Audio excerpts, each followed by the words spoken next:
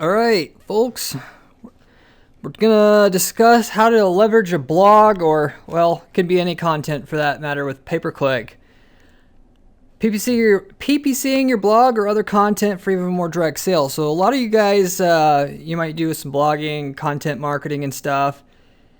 Like 2009, in that you would just do a mass quantity of content. You get it out there. Hopefully Google picks it up. You get some free clicks. Everybody's happy. You're making some sales. That content gets found. Hopefully you get them to opt into something. But yeah, I used to be the PPC guy myself. I used to be the organic SEO guy myself, and kind of despise SEO anymore because people think because the clicks are cheap or free, I should say. After a while, obviously, you can consider it free. Nothing's ever free, but you are not going to make a good effort in converting that traffic. And if you're doing PPC, it forces you to get your game together. And PPC is nothing compared to the way things used to be back when you had to do direct mail, where it was $500 per cost per 1,000 advertisements. And so, essentially, when you're doing your blog anymore, and now even if you wanted to rank, it has to be great quality content. Otherwise, it will never rank, and it takes a really long time for it to rank because Google actually puts it through the grinder and determines, first of all, if it's worth being ranked, and it does it slowly, and if it reaches the front page and it doesn't meet the standard, it gets clawed back, and that's it. So that said, you're going to go ahead and put good content together anyway. You might as well do it and integrate it with a pay-per-click campaign. A lot of you guys probably don't realize you can make money just PPCing content. You can. Obviously, that's a lot about what network advertising, native advertising is about. But more so than that, this specific presentation is about PPCing content directly within Google Search.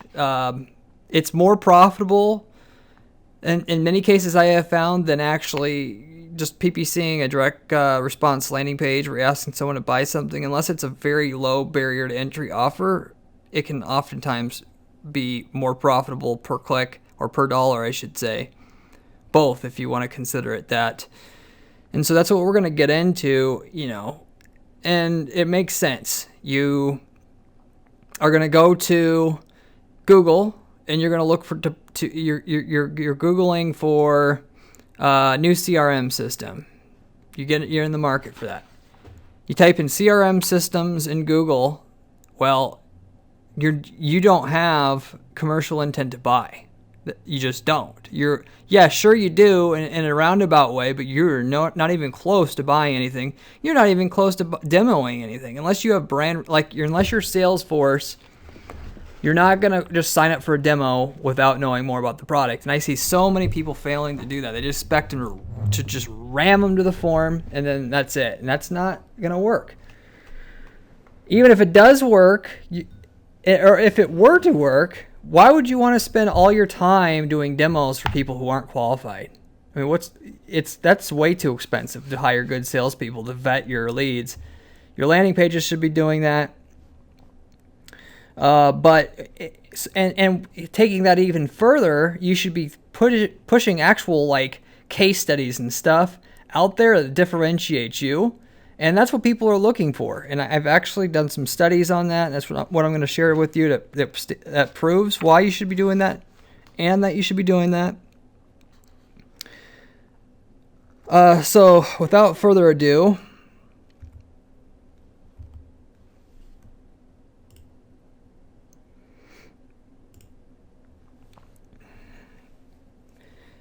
There was an interesting case study I saw, somebody doing content marketing through Hubstaff. Essentially, content marketing all by itself is pretty profitable. Yes, once it does get ranked in Google, and they're the main reason why you do this long term. You get a bunch of free traffic, and he had actually an equated per hour spending on it. He got 3 leads or 100 visits. So obviously the content quality was pretty good. You can find that on the actual blog post that supports this whole presentation on my blog for leveraging blog content with PPC. That kind of more information about this, a direct link to the case study. But with that said, obviously, if you're layering on PPC on top of it, you can get an immediate response, plus you get long-term response. And then the ROI by the time you add it up is just astronomical.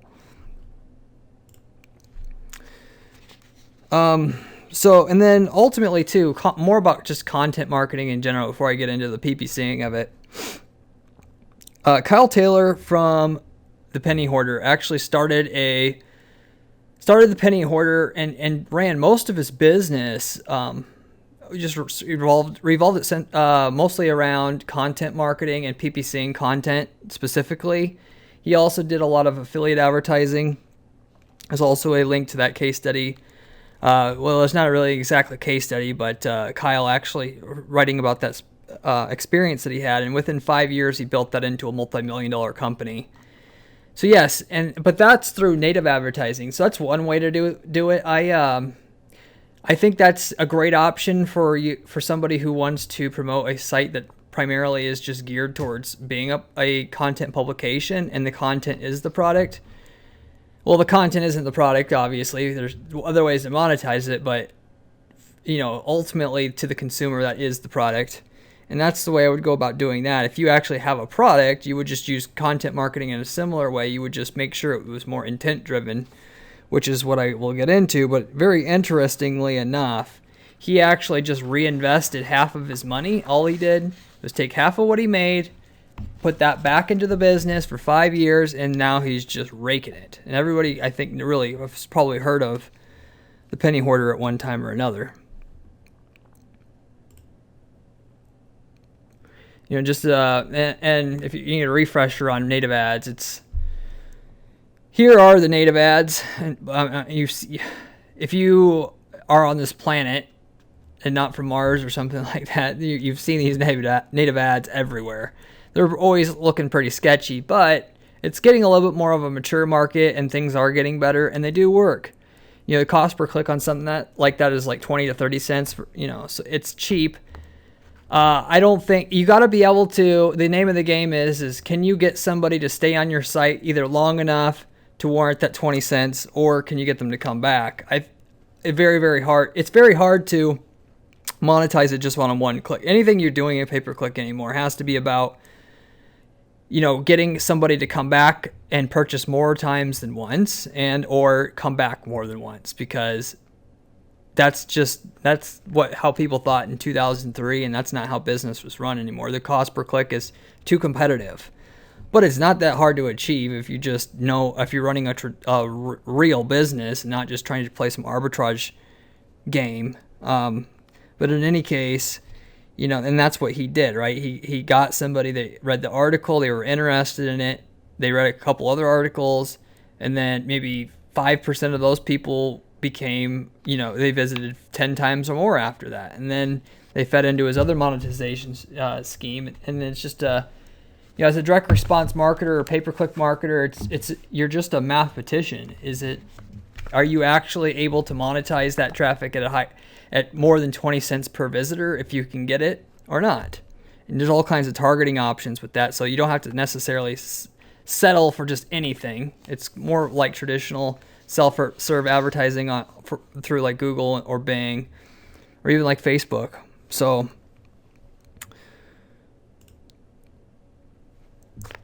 and the most interesting thing, after I looked at our data here, and I've took this from a general pool, but in essence, and obviously will vary business to business, niche to niche, but if somebody reads your content first, and even if it's not even through a pay-per-click ad, just in general, and then assuming your content's good, people will be roughly 8 times more likely to do business with you once they are actually seeking to do and make their purchase decision than if they did not.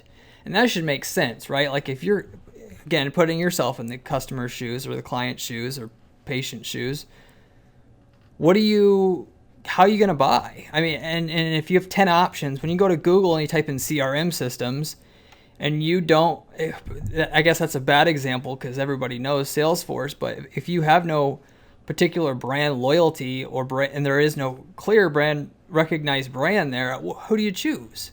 Or, and I just said it, if there is a brand there, you gravitate towards that. How do you become the brand? You can either spend millions of dollars a year on, general display advertising, or you can strategically get your content in front of your buyers before they make that purchase decision, within the general window of time that they would make that decision from top of the funnel to bottom of the funnel, which is usually what I do. But you can, more and more we're integrating that into the Google search realm specifically. So not just, way before they even get real serious about purchase, like, where we would do the display advertising, we would just actually, when the commercial intent terms, or it can even be informational driven terms, how do I, stuff like that. You can also do it that way.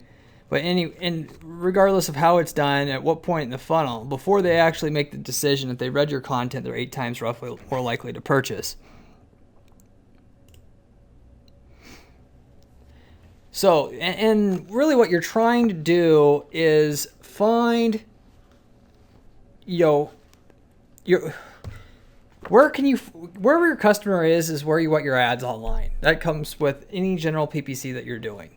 If you have a high enough of a saturation of who you're targeting as a whole, then you generally can make money pretty easily. If you don't, then you don't. And the general threshold there is if at least 1% of the audience you are targeting is not in market in the display realm, then you're not going to be able to make money easily. And then it has to be at least around 10% on like search. But you need to be able to identify where those customers are, and you don't limit yourself to the obvious places, because that's where the least amount of money lies, right? Because it just is. And the great opportunities are just figuring out where your competitors don't know where this great pool of customer base is. So and then you target them, and you're the only one targeting them that way.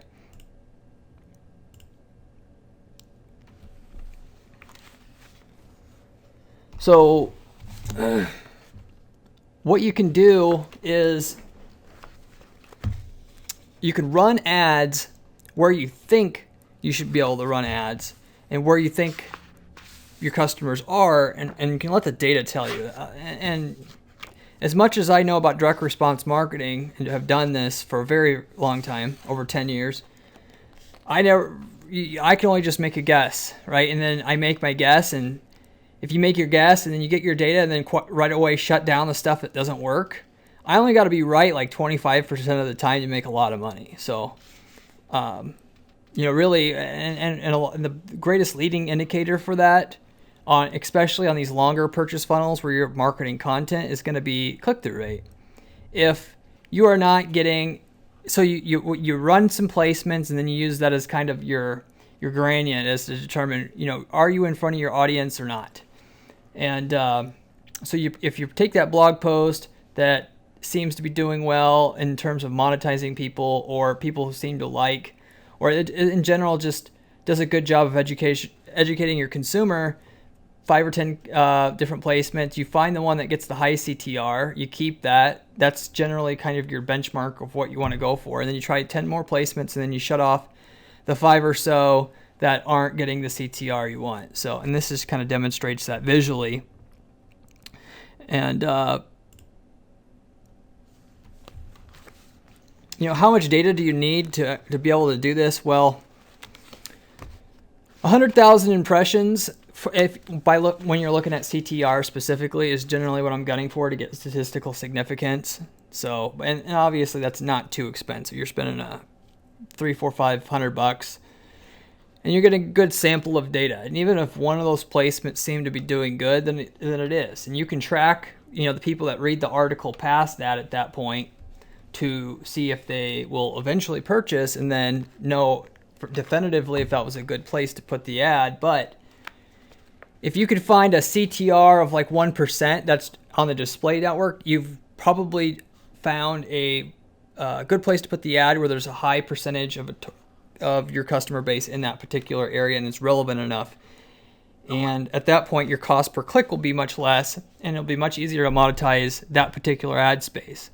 And that also indicates high relevancy in that the people that are clicking are probably more motivated and more likely to click than just randomly clicking. If you're down at 0.1, 0.2%, those leads probably aren't that good.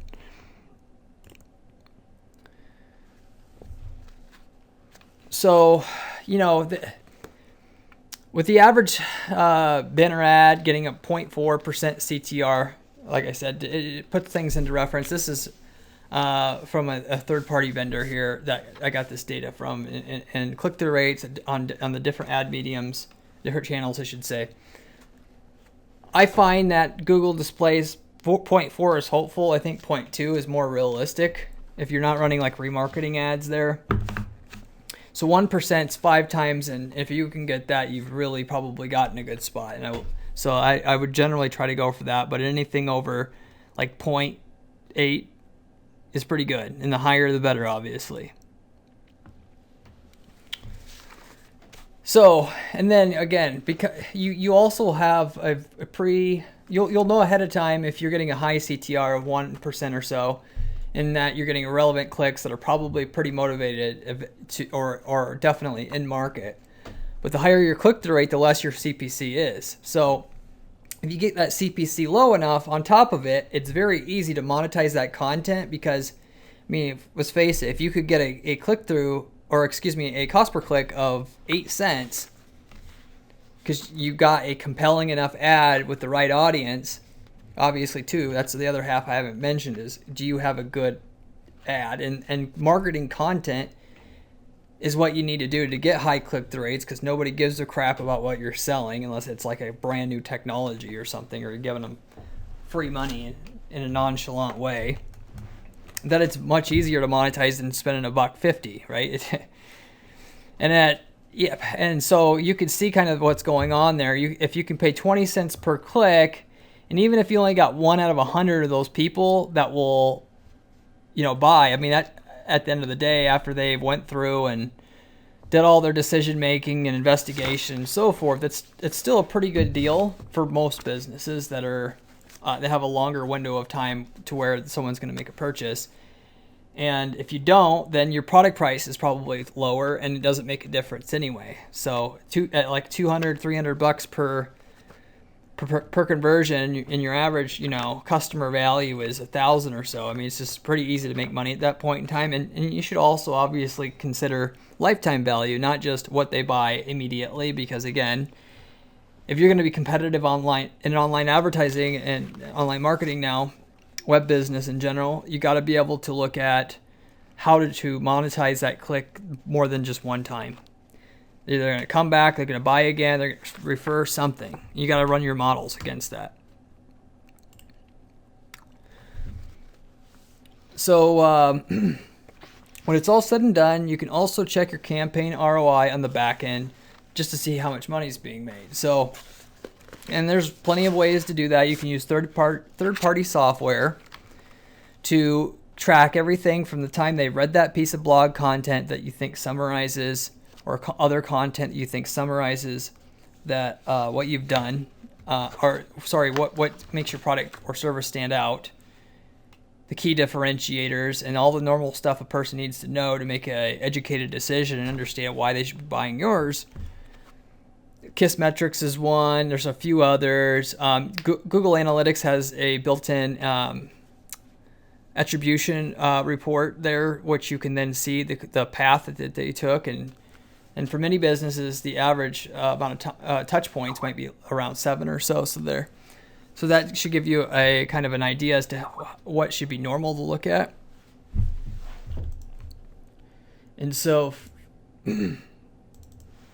from there, you just, you got to give it some time. It might take 2 or 3 months to be able to have, know what's going on. Google Analytics lets you track it up to 3 months. So you should at least get some purchases in that amount of time, whereas you might have an average time of purchase from the initial content view of 6 months, 9 months. some will come in within 3 months, and you should at least see some. So that native system for attribution modeling in Google Analytics should serve you for most purposes. So, and this just reverberates the cost per click as it correlates to CTR and what the actual opportunity cost is at the end of the day per conversion. If the higher the click-through rate, the more you're going to make. So you have a lot of content in your content stock of stuff to promote via pay-per-click. It may be that you want to promote all new content, or just think of a really good clickbaity type of headline to put on an ad to get people there. But that's one of the key things that is going to allow you to make money. If you can't get a very high CTR, you're not going to make money. And then if it's not placed right in front of a high enough of a saturated an audience of where you need to go, you still ain't going to make money. So both things have to happen. But if you can get both things done, you can generally make a lot more money than just doing regular Google search ads, because obviously the Google search you're doing will be, way more profitable. But then on top of it, you're getting a lot more people in general who wouldn't even go through Google to end up purchasing through you anyway. Or if they were to go through Google, they would have asked a weird question, a keyword that you wouldn't be able to bid on otherwise, or something like that. So a good place to, and then we're going to start talking about where to put your ads in specific.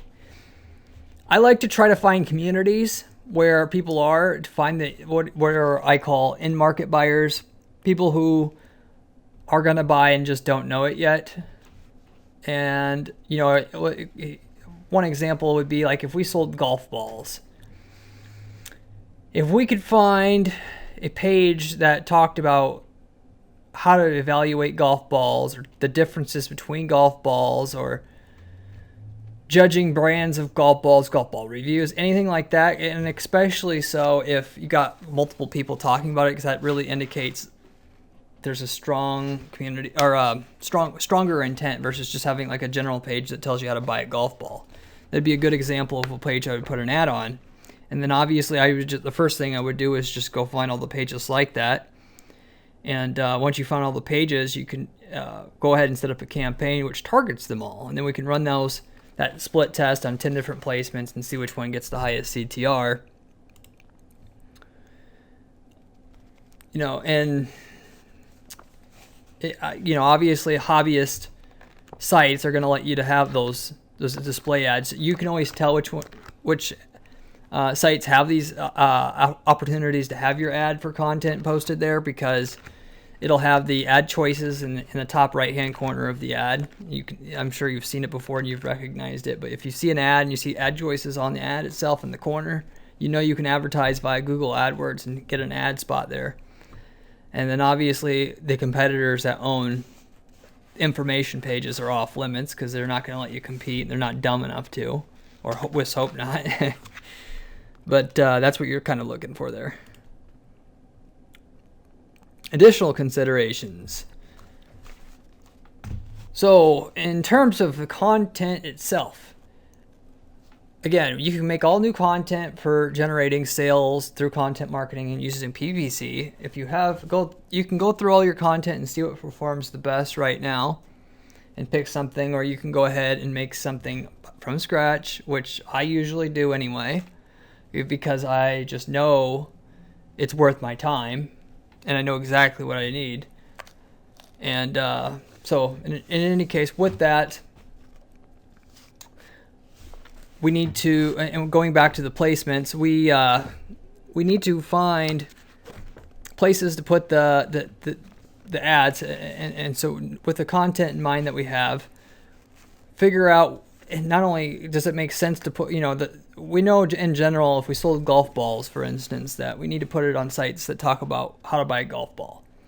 But when we find those sites and we have made a list, we can go one step further and we can see the type of people that visit that site generally. If you can find media kit, which is the old school way to determine where you need to do advertising before people use, the ad interface and keyword targeting and stuff as a crutch. And so one common thing I'll do is just if I know it's in Golf Digest, I'll type in Golf Digest Media Kit, try to find that where they're selling advertising to a different, they might have different ad blocks and stuff on there that aren't Google AdWords or AdSense, I should say.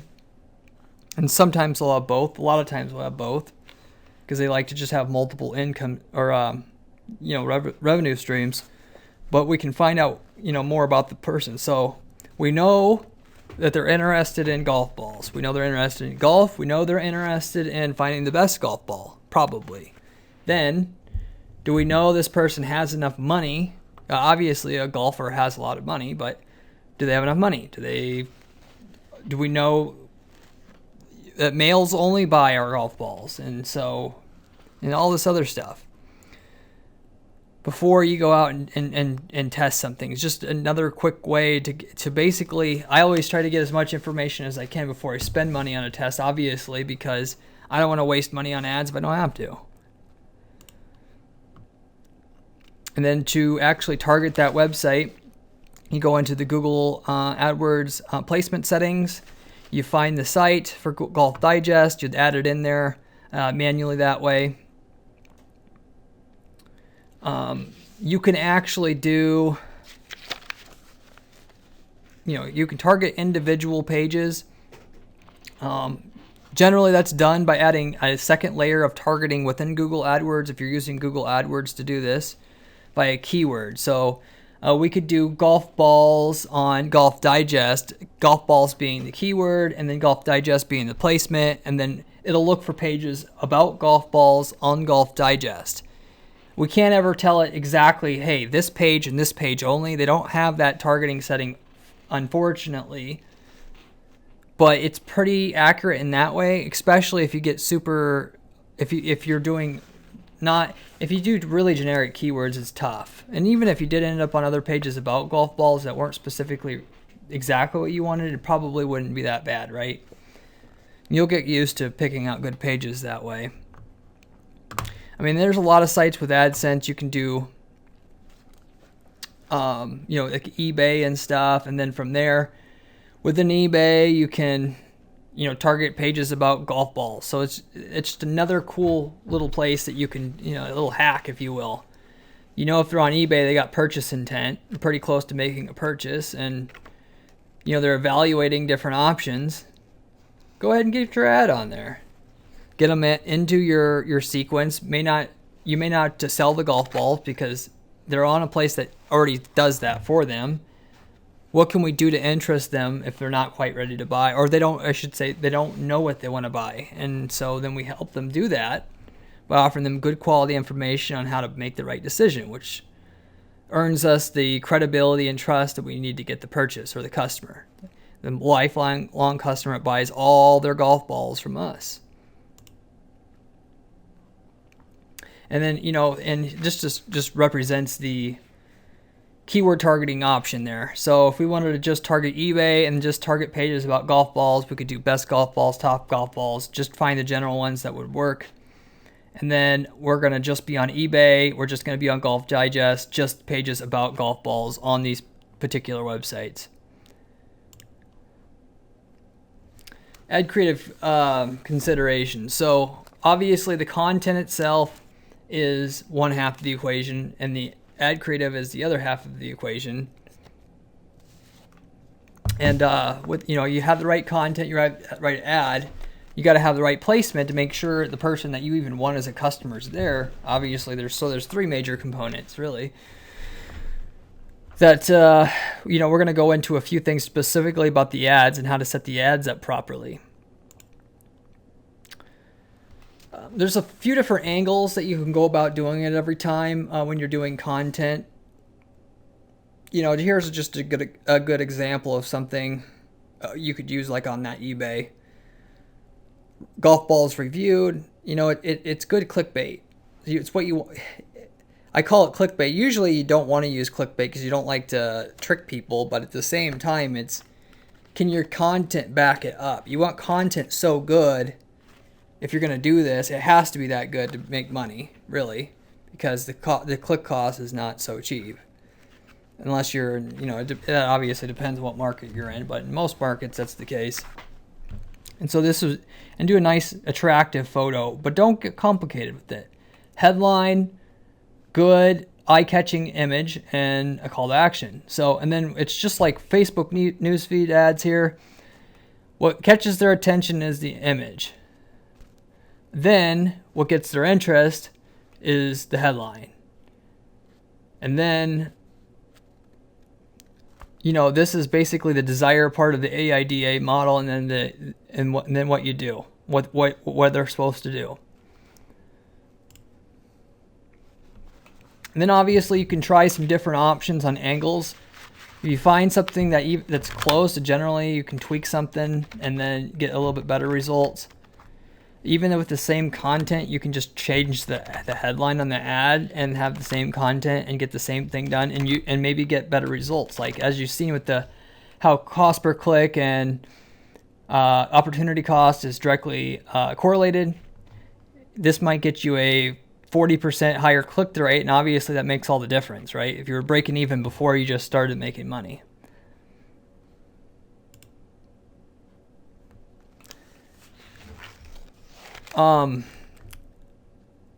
One common thing that people don't think about when it comes to making ads is how the ads themselves fit on the placements that you're targeting. So on eBay, they have a white background, and in that particular case, a dark colored ad would stand out the most. A white color ad wouldn't. And vice versa if you had a dark colored website. So I can tell you right now, just through my testing that I've done over the years, that I just know that. But here's some sample data that I pulled together from a campaign here that shows you kind of the click-through rate just by changing the background color of the ad. This is the type of results and click-through rate difference that we got. So you can see there's, that's a very significant factor. You figure, a lot of people don't think about click-through rate as like, who cares? Well, first of all, that directly affects your profit because the cost, it's a cost per impression, not a cost per click at the end of the day. Because you're buying ad space, and the more clicks you get, the higher click-through rate, the more clicks you get for the money for that finite ad space. You need to do this kind of stuff to kind of push you over the edge sometimes.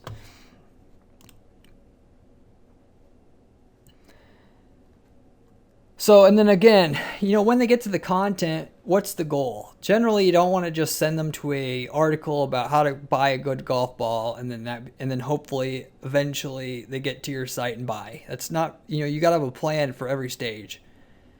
The ad has its mission. The content has its mission.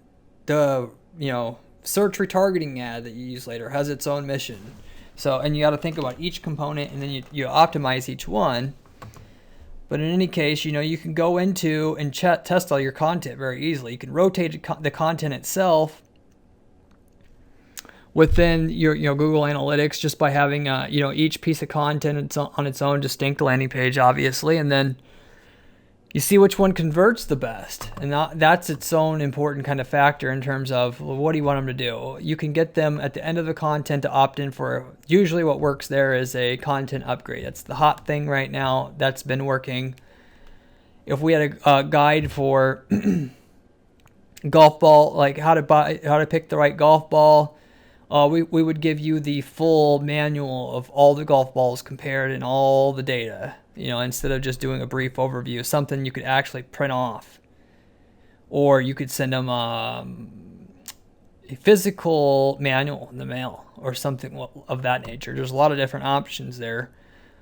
But in order to do that, you have to actually get them to identify themselves. They give an email up. That's pretty well the ethical bribe, or is what a lot of people call that. But that's generally what you need to do. And then from there, at least then you can you don't have to, you can then do email marketing, and then you can target them via remarketing at the same time, or you can just do remarketing ads.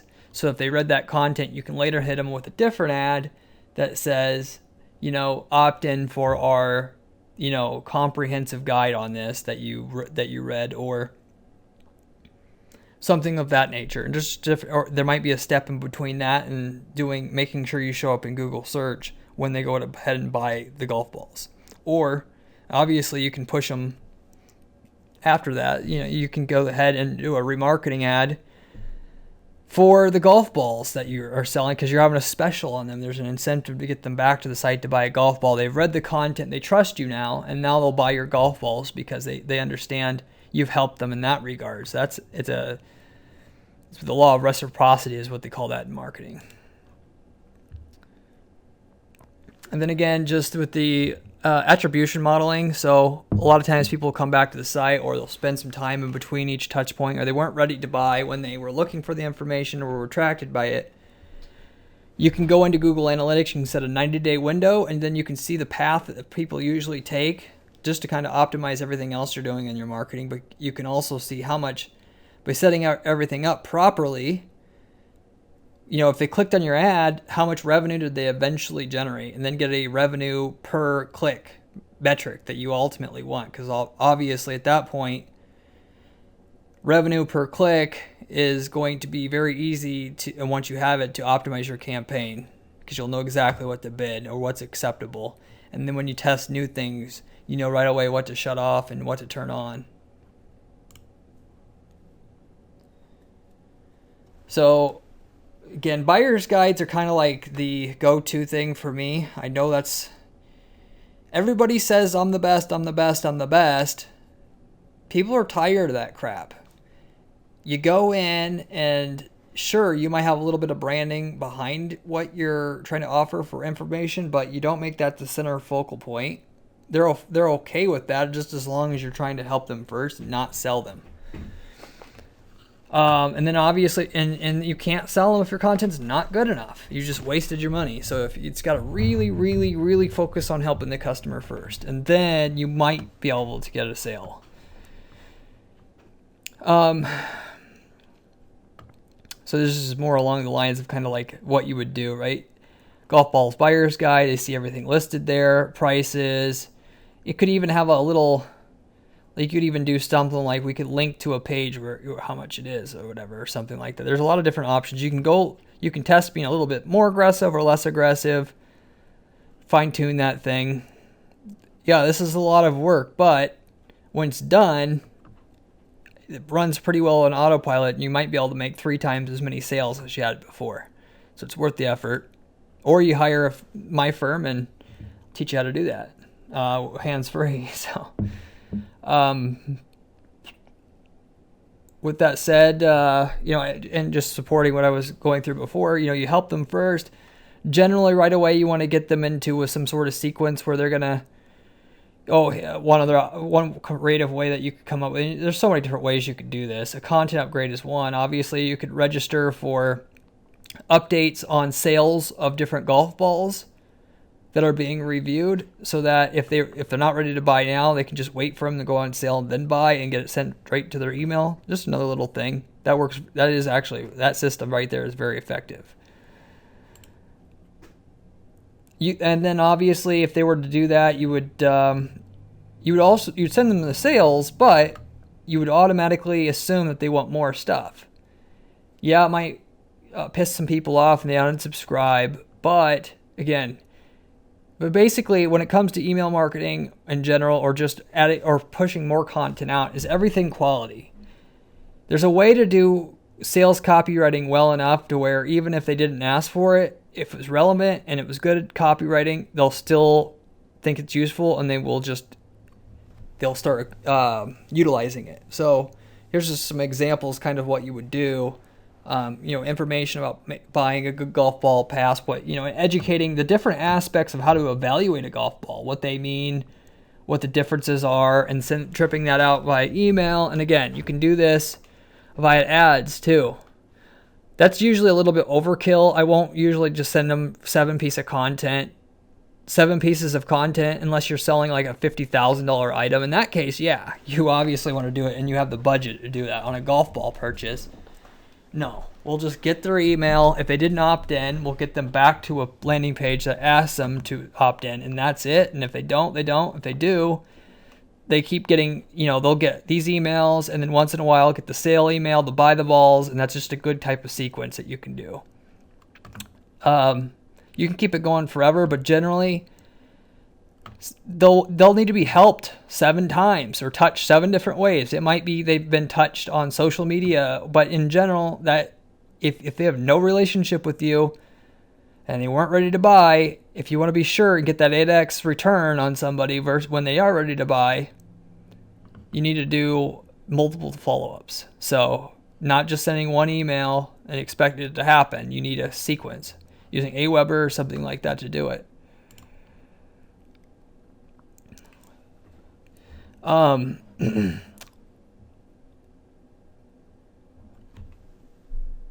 And the other thing with that is, don't send. Everybody's trained to ignore advertising. You want to, if whatever everybody else is doing, you want to do the opposite. That's generally the rule of thumb, and that's why there's not any one firm that does marketing and just that there's one system. I mean, as soon as something works, it doesn't work, and then something else works. And you will see if you sign up for my email sequence, you'll see all my emails are text-based.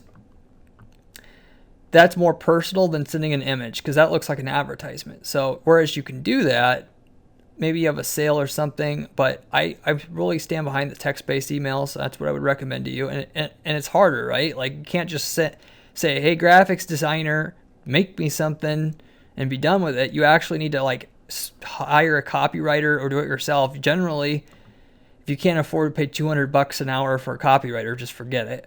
But get good at and start to love copywriting.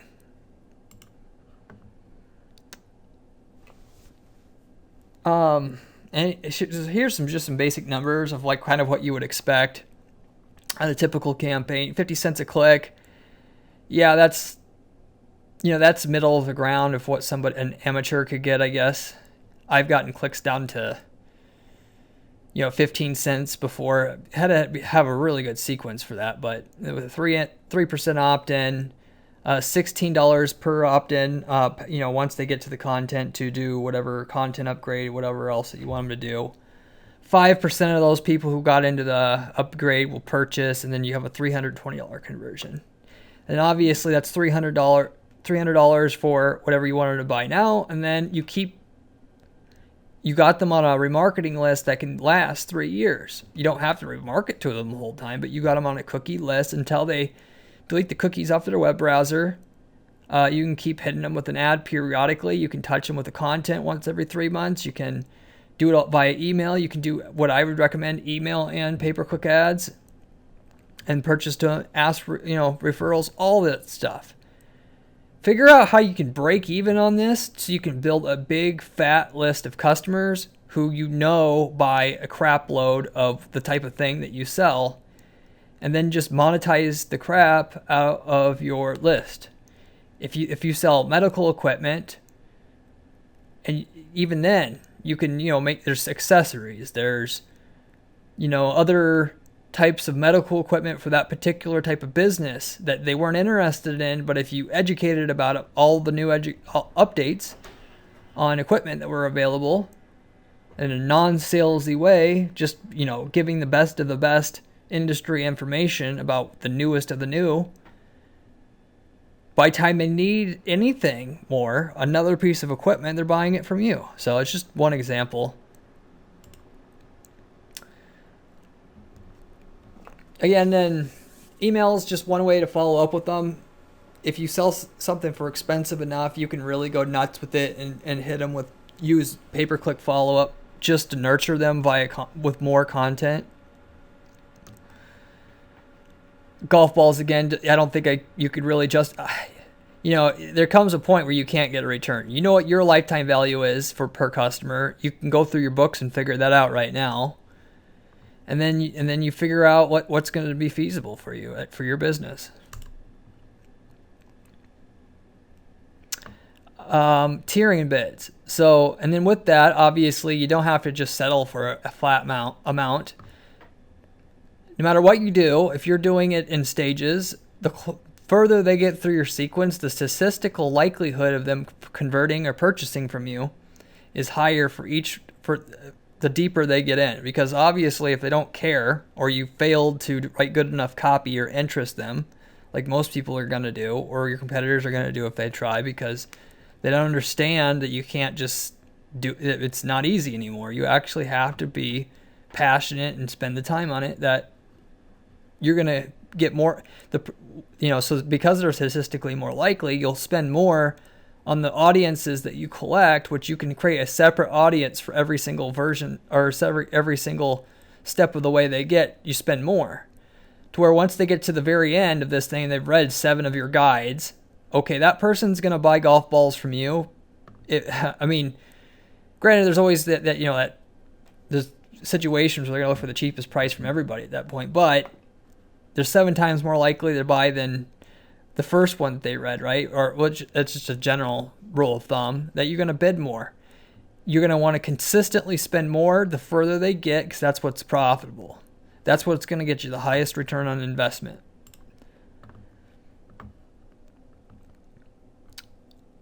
So, and here's just one example of that. You can do, if they get to your cart, then you can get, and I always believe in incentives. No matter what you're doing, there can always be there's the what you want to do, and then there's a reason for doing it, the incentive. You always give them an incentive to go to the next step. Come up with something. If you can't think of one, or if you don't have one, come up with one. If they get to the cart, don't just ask them to come back. Give them 5% off for coming back, and make it about checking out. And this is highly, highly effective. This is just a general strategy that works almost every single time for an e-commerce business. So it just gives you a general idea how you can go about doing this. For every step, you bid higher, but at the same time, you increase your chances of that person that you paid a lot of money to get through all the way through your sequence.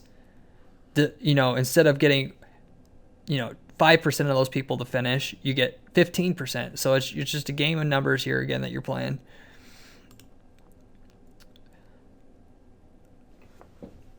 So email follow-up versus email and remarketing PPC. If you can afford, again, to run both, because you're going to make a lot more money. Yeah, it costs money to run the ads, but the more touch points you get, the higher likelihood that they're going to convert. And there's a lot of money to be spent and testing and setup of the funnel and all that just to get them in the funnel. Whereas if you aren't monetizing your funnel visitors as much as you can, you're almost never saving money. You do what you can once you've qualified them, assuming that you've set up your pre-qualification mechanism right to convert them, and then you can make as much as 3 times more there, because obviously email, it's sent once, it's opened once, it's maybe forgotten, it's maybe just a spam box, maybe a lot of things. The remarketing ads are going to get seen unless they're on a different device, and even then they have cross-device remarketing now. They just released that through Google Adwords. You can see something on desktop and be hit with a remarketing ad for another piece of content, opt-in or upgrade or whatever, on their mobile device or their tablet, just as long as they're logged in via their Google account. Everyone uses Gmail now, so that's likely. I would like to have some stats on that, how many is using Gmail now. It's something to look into, but it gives you a general idea there what to do. So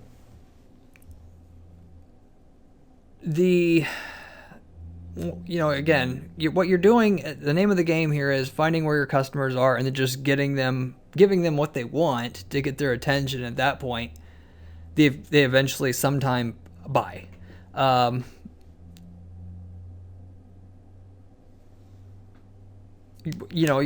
Before you do all your testing, you're not getting a very good saturation of audience of who can buy. And after you've actually looked at the click-through rates and the opt-in rates and the purchase rates and done a little bit of refinement, you eventually end up with targeting the people that are likely to buy, because you're going to hit a pretty quickly hit a maximum CTR you can get.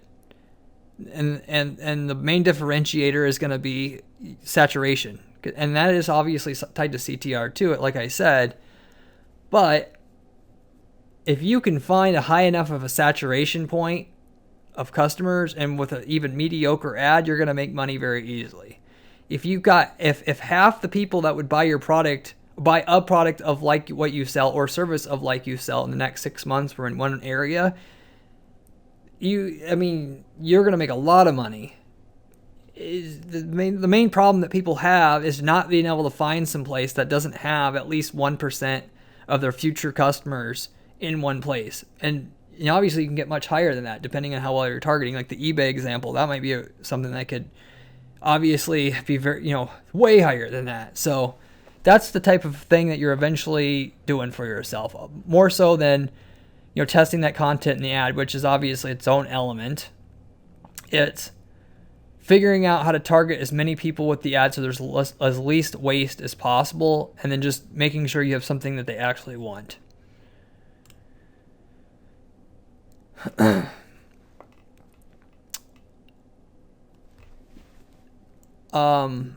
If you can't actually find places which has a high saturation of your customers in one place, what you can do is you can go out and you can make your own audience, your own remarketing audience, your way. And some tricky ways to do that. That's sort of gray area.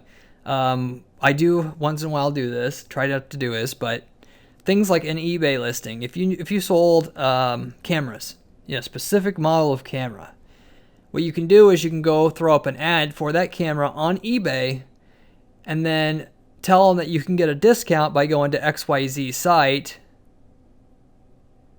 They actually allow you to have a link, but you can't have a hyperlink for the most part there, or an active, like clickable link. So you get them to go to your site, they check it out, they may or may not buy the eBay listing, whatever, who cares? That's not what this is about. But you got them on a remarketing list where then you can hit them with your content later by an ad. Oh, Nikon buyer's guide, model XYZ, how it compares to the ZYX, which is directly comparable, or others in its direct class. You get the idea.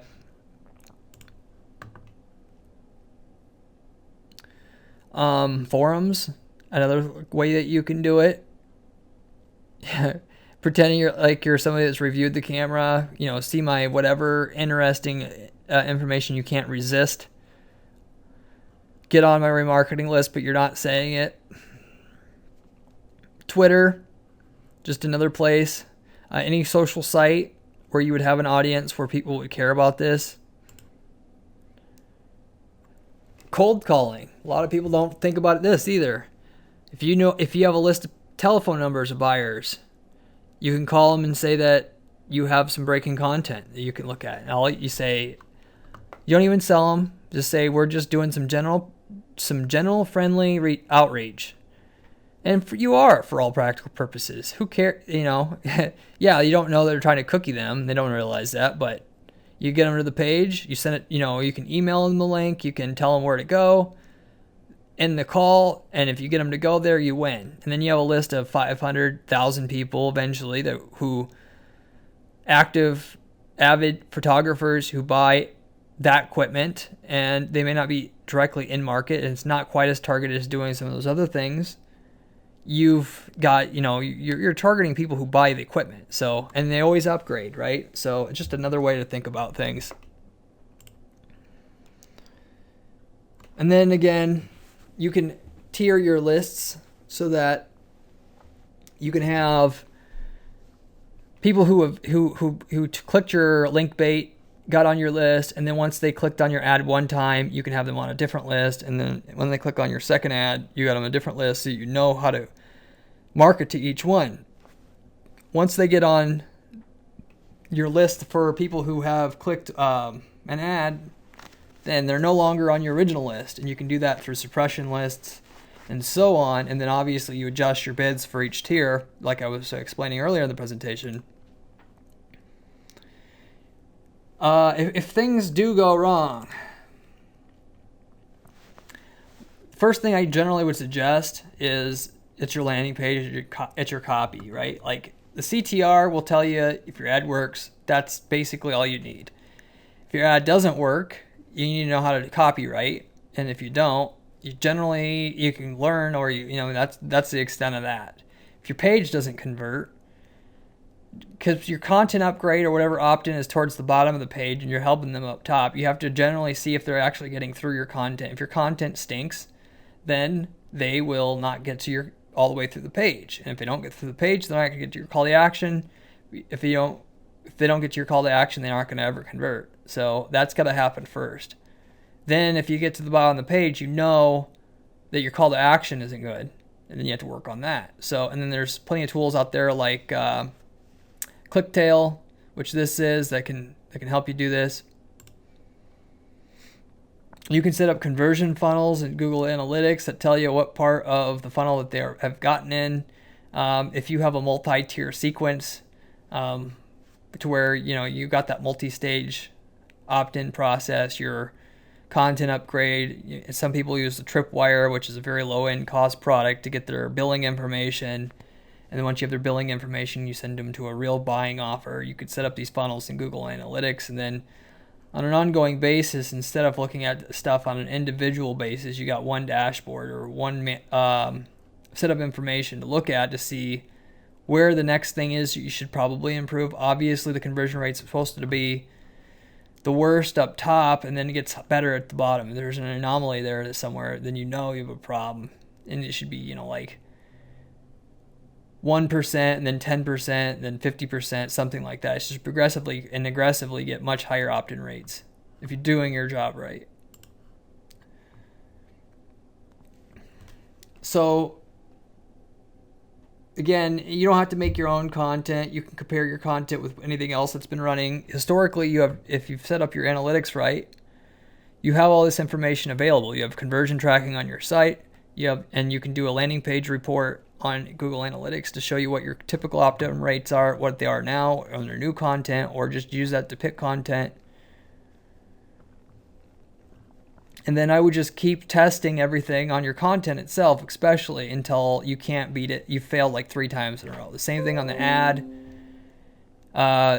Until you can't, you failed 3 times in a row, you probably shouldn't stop testing.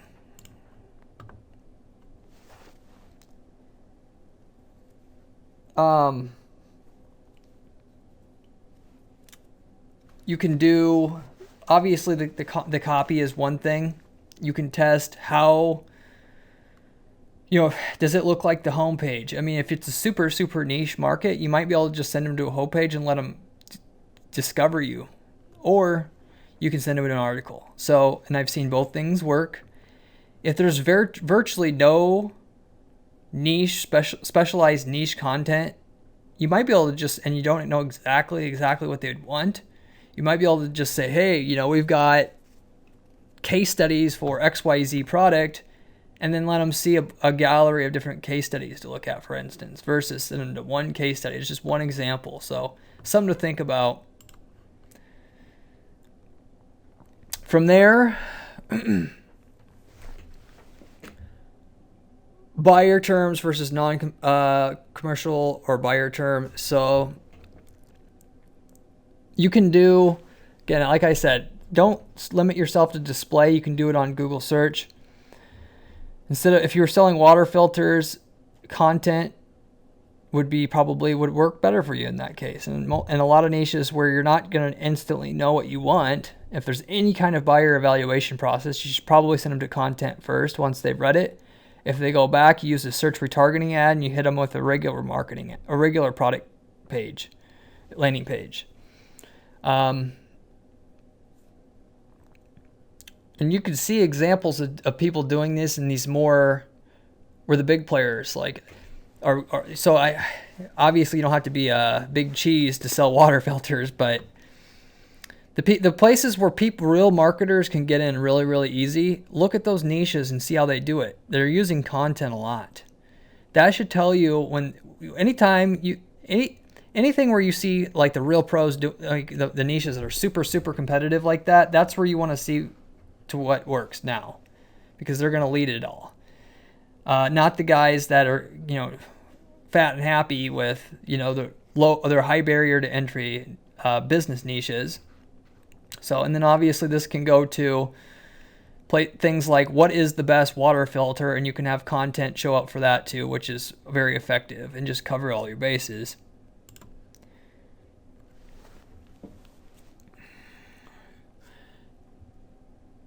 So it's your job, along with, figuring out where it should show up in Google search and stuff. You got to get into the mind of the consumer of what they actually want to and what they need to make a purchase. A lot of people don't, they're so ingrained in their business that they don't think about this stuff. Because they know their products and they don't understand how their customers don't know it, or their clients, potential clients, might not know it. So surveys, watching how people interact with salespeople on the phone, anything like that. Technical support, anything that happens before the sale, question wise, via email.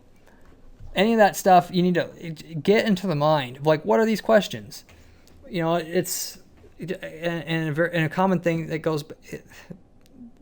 kind of supports all this stuff is people don't realize, again, that everybody's saying pretty much the same stuff. If you go to buy a Ford Focus from a Ford dealership and let's say you had to you weren't sure which Ford dealership to buy it from, they're all saying, this is the best way, this is best. I mean, yeah, they give you some initial facts, but there's a process to go through, and they don't know who to trust. And they don't want to necessarily feel like they're talking to a salesperson to get that information. They want it in a non-salesy way. And again, you can get by doing that as somebody who sells it. In a car dealership, they'd be best off by, if they walked in there was a way to evaluate the product. And some companies are already doing it, cars.com and stuff, to where you don't even have to talk to a salesperson to kind of get what you need to know. And then you can talk to a salesperson when you're ready, not just be hounded with them initially. That's how people want to buy now.